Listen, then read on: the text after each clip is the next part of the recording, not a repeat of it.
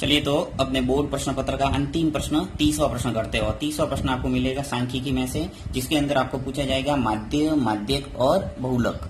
अब इसके अंदर आपको या तो माध्य के साथ में बहुलक पूछा जाएगा या फिर माध्यक के साथ में बहुलक पूछा जाएगा, यानी बहुलक लगभग आना तय है, बहुलक तो 100% आ गई। तो सबसे पहले मैं आपको बहुलक निकालना सिखा देता हूं, क्योंकि बहुलक निकालना बहुत इजी है। इसके अंदर आपको कोई किसी प्रकार की कोई टेबल बनाना नहीं है, जो टेबल दे रखी है उसी टेबल के अंदर आपको मान है वो रख के आपको इसका बहुलक है वो निकालना है। तो कैसे, सबसे पहले देखिए, जैसे मैंने ये सवाल लिया, इसको पढ़ के बताता हूं आपको, बहुत ही इंपॉर्टेंट प्रश्न है, वही लिया मैंने कि कल्पित माध्य 25 मानकर निम्न बंटन का माध्य एवं बहुलक ज्ञात कीजिए। यहाँ पे आपको पहले से बोल दिया कि कल्पित माध्य 25 मानना है और फिर बंटन का माध्य और बहुलक निकालना है। तो पहले अपन बात करते हैं बहुलक की, जिसके अंदर कोई टेबल बनाना नहीं है। ये टेबल दे रखी है, देखिए वर्ग और एफ का मतलब होता है फ्रीक्वेंसी, बारंबारता। तो वर्ग अंतराल दे रखा 0 से 10, 6, इस ढंग से सभी आपको वर्ग अंतराल और बारंबारता दे रखी है। उसके अंदर आपको बहुलक निकालना है। तो बहुलक निकालने के लिए आपको सबसे पहले ये जो बारंबारता दे रखी है, इसके अंदर सबसे हाईएस्ट मान देखना है, यानी बड़ा सा बड़ा मान कौन सा है वो देख लो। तो 6, 10, 13, 7 और 4 में से सबसे बड़ा मान मुझे दिखा 13। तो जैसे ही आपने बड़ी संख्या देख ली, उसके नीचे वो आप लिख लो F1। क्या लिखो? F1। बस ये आपने लिख लिया। उसके बाद में 1 से पहले कौन सी संख्या आती है? 0। तो 0 लिख लो, F लिख लो और वहां पे 0 लिख देना। फिर इस 1 के बाद में क्या आता है? 1 के बाद क्या आता है? 2।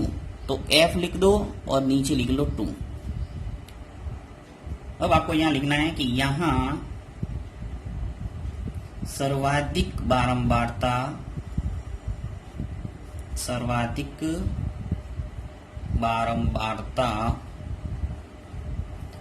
13 है। क्या है? सबसे हाईएस्ट जो फ्रीक्वेंसी है वो क्या लिखी है अपन ने? 13। तो यहां लिखना है सर्वाधिक बारंबारता 13 है, जिसके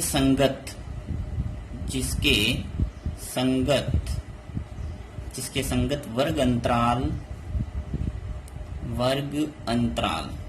यानी जो 13 के संगत वर्ग अंतराल है वो कितना है? 20 और 30। तो यहां लिखेंगे जिसके संगत वर्ग अंतराल 20 से 30 है।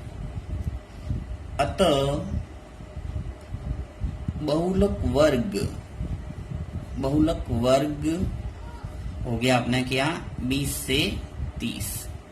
अब देखिए ये उत्तर नहीं है, बहुलक वर्ग निर्धारित हुआ है, यानी आपके जो उत्तर है वो 20 और 30 के बीच आना चाहिए।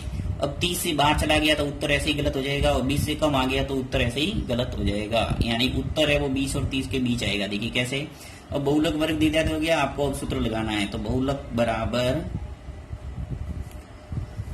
बराबर होता है L plus bracket F1 minus F0 upon 2F1 minus F0 minus F2 bracket बंद इंटू H। ये आपको सूत्र याद करना ही पड़ेगा। बराबर अब L है वो क्या है? बहुलक वर्ग की निम्न सीमा। जो आपने बहुलक वर्ग निर्धारित किया है, यानी जो हाईएस्ट है उसके संगत जो वर्ग अंतराल हो गया, उसकी पहली वाली सीमा यानी निम्न सीमा इसको बोला जाता है, इसको उच्च सीमा बोला जाता है, लोअर लिमिट, और ये अपर लिमिट। अब L का अर्थ है लोअर लिमिट यानी निम्न सीमा। तो यहाँ पे जो छोटा है वो क्या है? 20। तो यहाँ लिखना है 20, यानी जो भी छोटा मान है वो लिखना है आपको। फिर प्लस ब्रैकेट बंद F1 आपने पहले से निर्धारित कर दिया। देखिए अब ज्यादा दिमाग लगाने का काम ही नहीं है। F1 हो गया, F0 हो गया, F2 हो गया, सबको लिख लो। F1 कितना है अपने पास? 13। इसको बोला जाता है बहुलक वर्ग की बारंबारता। माइनस F0 क्या है? 10। तो यहाँ आ जाएगा 10। इसको बोला जाता है बहुलक वर्ग से ठीक पहले वाले वर्ग की बारंबारता। फिर 2 सूत्र का है, 2 लिख लो। F1 पहले से लिखा हुआ है, ये 13। फिर माइनस F0 10 है, माइनस F2 कितना है? 7।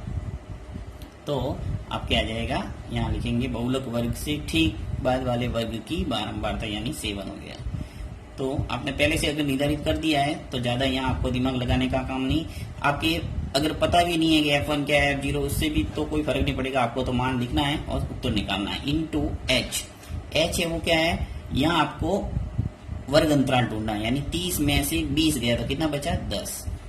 सिर्फ आपको ये देखना है कि दो दो संख्याओं के बीच में कितना अंतर है, यानी 0 से 10 आ रहा है यानी 10 का अंतर, 10 से 20 यानी 10 का अंतर, यानी 10 का अंतराल चल रहा है, तो h है वो वर्ग अंतराल है। अब इसको सॉल्व करना है बस, तो सॉल्व करेंगे तो इसका उत्तर आ जाएगा। तो 20 प्लस, अब देखिए यहाँ पे जो संख्या होती है उसको डिस्टर्ब करना ही नहीं, लास्ट तक लेके चलना है। अब यहाँ पे हल करते रहना है। देखिए हल करेंगे तो क्या आ जाएगा, 13 में से 10 गया, क्या बचा 3, और यहाँ 2 इंटू 13 कितने हो गए 26, फिर माइनस, यहाँ जोड़ना हमेशा माइनस माइनस वाली संख्या होगी और उन दोनों को क्या करेंगे जोड़ेंगे, तो 10 और 7 मिलके कितने हो गए 17, फिर ब्रैकेट बंद और लिखो ऊपर 10। यहाँ मैं सॉल्व करता हूँ इसको,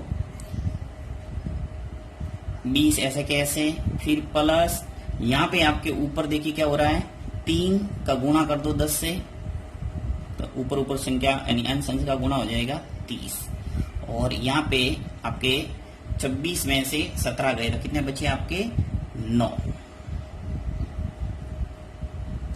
अब इसको सॉल्व कर दो, जब 20 प्लस 30 के अंदर 9 का भाग देंगे आपके तो क्या आ जाएगा 3.33, 3.33, या भाग देके देख लेना आराम से, 9 का भाग दे सकते हैं 30 के अंदर तो 3.33 आएगा। अब इसको जोड़ेंगे, देखिए 20 के अंदर 3.33 जोड़ेंगे तो क्या आ जाएगा अपने पास 23.33, यह आ गया आपके आंसर।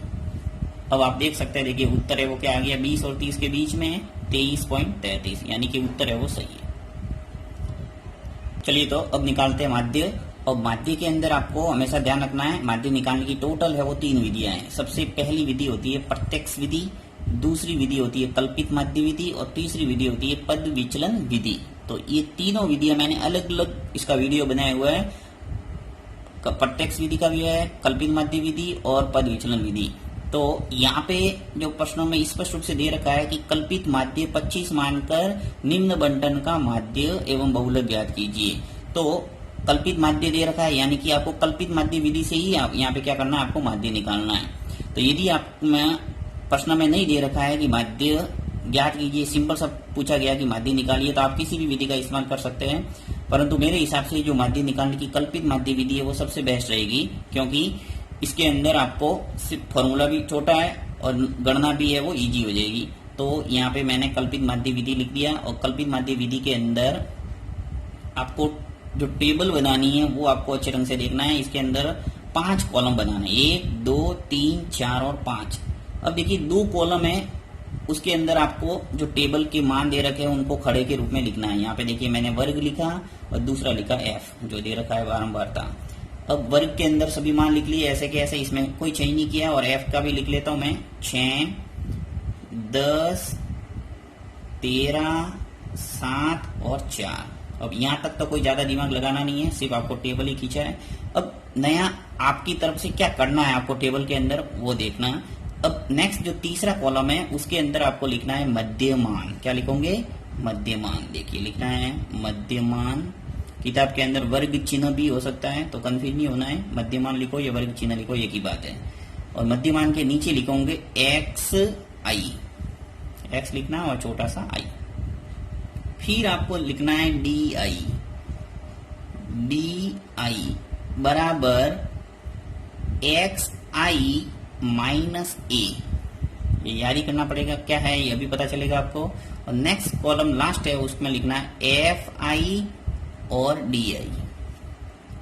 अब ये आपने लिख लिया, उसके बाद क्या करना है, मध्यमान निकालना है। मध्यमान कैसे, जो वर्ग अंतराल दे रखा है यानी 0 से 10, 10 से 20, 20 से 30, इनके मध्यमान निकालना है, यानी दोनों को जोड़ के 2 का भाग देना है, या फिर ऐसे कह सकते हैं कि दोनों को जोड़ के इसका आधा करना है। तो 0 और 10 जोड़ा, कितने हो गए 10, और इसका आधा कर दो, कितने हो गए 5, तो ये लिखा 5। फिर 10 और 20 जोड़े, कितने हो गए 30, और 30 का आधा कितना हुआ 15। 20 और 30 50, 50 का आधा कितना हुआ 25। 30 और 40 70, 70 का आधा 35, और 40 और 50 जोड़े 90, 90 का आधा कितना हो गया 45। इस ढंग से आपके मध्यमान निकल के आ गया। अब यहाँ आपको स्पष्ट रूप से बोला है कल्पित माध्य 25 मानकर, तो यहाँ लिख लो, यहाँ कल्पित मान या माध्य एक ही बात है, कल्पित माध्य ब्रैकेट में लिखना कैपिटल ए से लिखते हैं कल्पित माध्य को, और ए है वो कितना है 25 है। अब देखिए ये भी ध्यान रखना कि यदि परीक्षा के अंदर कल्पित माध्य नहीं दे रखा है तो आपको मानना कैसा है। कल्पित माध्य हमेशा सेंटर के अंदर मध्यमान का मान आएगा। मध्यमान में जो भी आपने निकाला है उसका जो सेंटर है, यानी 2 ऊपर छोड़ दिए देखिए और 2 नीचे छोड़ दिए, तो सेंटर में जो 25 है वो आपने कल्पित मान माना। यहाँ चाहो तो ब्रैकेट बराबर करके ए लिख देना। ये अब आपने सेंटर में जो संख्या थी वो मान लिया। और मान लो यहाँ पे एक और होता 50 से 60 तो कितने हो जाते टोटल 6। तो आप कौन सा मानते? तो कोई भी मान सकता था, मैं 25 भी मान सकता था और 35 भी मान सकता था। तो ये ध्यान रखना, आप सेंटर में ले लेना, कोई भी संख्या ले सकते हैं। अब DI निकालना है, तो DI निकालने के लिए क्या करना है, XI माइनस A करना है, यानी XI के जो भी मान है उसमें से A को घटाना है, यानी 5 में से 25 को घटाना है। तो सबसे पहला अपन निकालते हैं, 5 में से 25 गया तो क्या बचा माइनस के 20, क्योंकि छोटी संख्या आगे है और बड़ी संख्या पीछे है। तो 5 में से 25 गया तो क्या बचा माइनस के 20। इसी प्रकार अब 15 में से 25 जाएगा, तो 15 में से 25 गया तो क्या बचा माइनस के 10। फिर XI माइनस A निकल रहे हैं और 25 में से 25 गया तो क्या बचा 0। 35 में से 25 गया तो क्या बचा प्लस के 10 और 45 में से 25 गया तो क्या बचा प्लस के 20। तो इस ढंग से आपके DI का मान निकल के आ गया। अब FI और DI निकालना है, तो FI DI यानी FI के जो भी वैल्यू है, यानी 6, 10, 13, 7 और 4 का गुणा इस DI के सभी मान से गुणा करके लिखते जाना है। 6 का गुणा 20 से किया था क्या हुआ, देखिए माइनस है तो माइनस लिखना ही पड़ेगा, और 20 का गुणा 6 से किया था क्या आया 120। फिर 10 का गुणा 10 से करेंगे तो माइनस के 100। 13 का गुणा 0 से करूंगा तो क्या आएगा 0। 0 का किसी भी संख्या से गुणा करते क्या आता है 0। 10 का गुणा 7 से हो जाएगा, यानी 7 का गुणा 10 से तो कितना आ गया 70। और 4 का गुणा 20 से करूंगा तो क्या आएगा 80। ये आपके टेबल में सभी मान आ गए। अब नीचे आपको एक तो चाहिए फॉर्मूले के अंदर, चलिए मैं पहले फॉर्मूला ही आपको बता देता हूँ जिससे आपको पता चल जाएगा कि क्या क्या चाहिए फॉर्मूले में। तो यहाँ सूत्र लगा देता हूँ, सूत्र से। एक और बात, माध्य जो होता है उसके 3 नाम है। एक तो औसत भी आ सकता है, औसत ज्ञात कीजिए तो भी आपको यही निकालना है।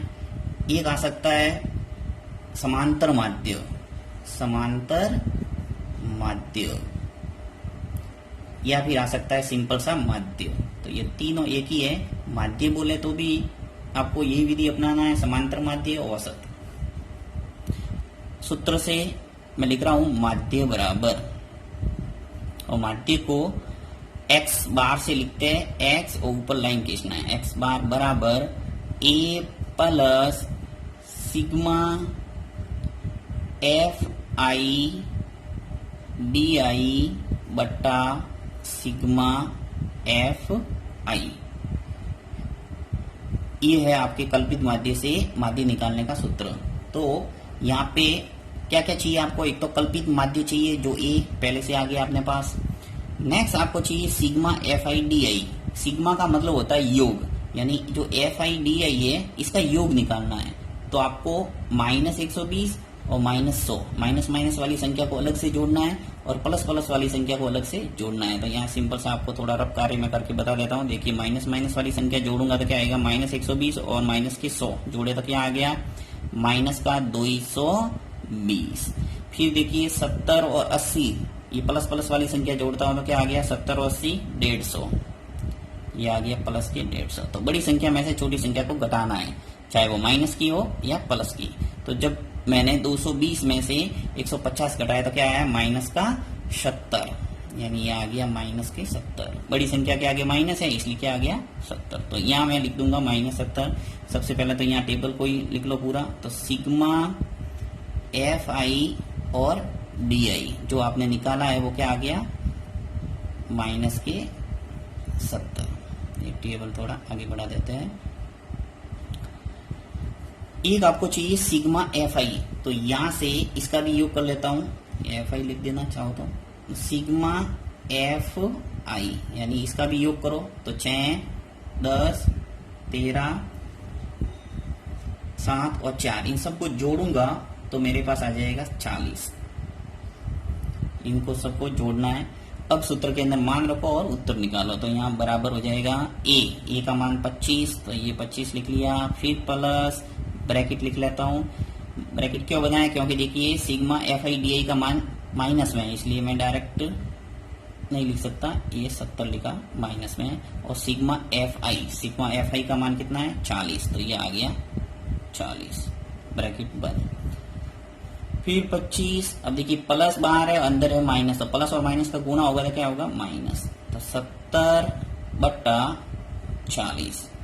और चाहो तो 70 के अंदर 40 का सीधा भाग दो, या 0 से 0 कैंसिल भी कर सकते हो और छोटी संख्या बना सकते हैं। तो 25 माइनस 7/4। अब 7 के अंदर 4 का इजीली भाग दे सकते हैं, तो मैं 25 माइनस, अब 7 के अंदर जब 4 का आप भाग दोगे तो आ जाएगा आपके 1.75, 1.75। और 25 में से 1.75 गया तो आप उत्तर कितना आ जाएगा आपके 23.25, ये आपके आंसर। तो इस ढंग से आप माध्य इजीली निकाल सकते हैं।